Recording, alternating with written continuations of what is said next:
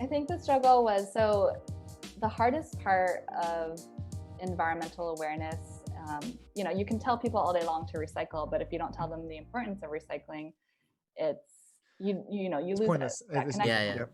And Yep. so the hardest part was summarizing the why. I remember I read it to my brother and he was like, Hilary, you need to add the why. Like, kids always ask why. They And do always so, ask why. That's for That's sure. true.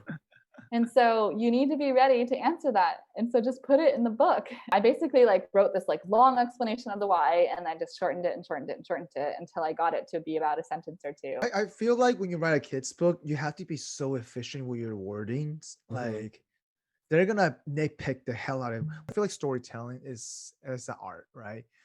And being an efficient storyteller, it goes a long, long, long way. And especially children, like let me tell you, they will absorb everything you think of, and you got to make sure you're delivered that on point. If they question stuff, yeah, like you're gonna start questioning yourself sometimes, like, oh my But god, Mike, on the book, you're not there to answer the question, right? So But you're the that's on parent though. But you're the parent. that's on the That's true. parents to answer That's the what the parents. question. So it really doesn't affect you at all.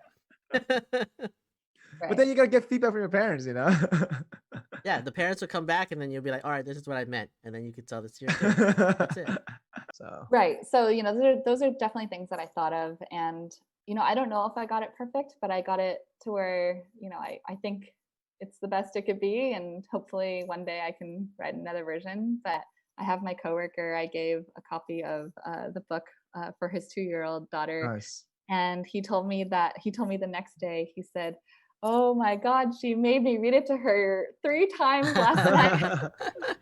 And then he said, she's at the perfect age right now where she thinks it's funny when she plugs up the sink when we're brushing the teeth Yeah. because I always tell her no. And she's like, I'm going to plug it up. And so now whenever she does this, I say, he tells her, do you want to save water? Do you want to save the earth? Yeah.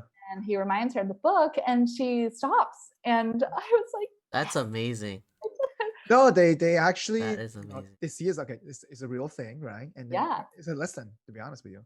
No, So- and then he came into my office the other day, or actually this was yesterday, and he said that his wife is really bad at turning off the lights when she leaves the room.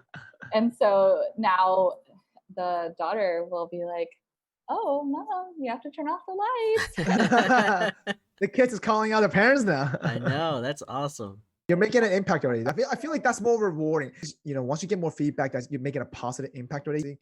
I'm sure that reward, that inner feeling must be amazing. So it is, yeah. And when I hear feedback, and I have my Instagram page, How I Save the Earth, I'm asking people to send me pictures and tag the book and tell me your feedback. I just get so excited because this is exactly why I wrote it. I wrote it with this mission.